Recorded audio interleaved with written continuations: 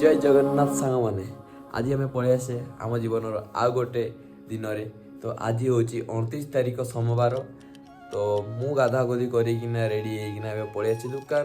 तो दुकान आसिक झाड़ू फाड़ू मारिकिना धूप टे देना भगवान को डाकिना पूरा रेडी होना श्रीमद भागवत गीतार अध्याय 1 एवं श्लोक 3 नंबर।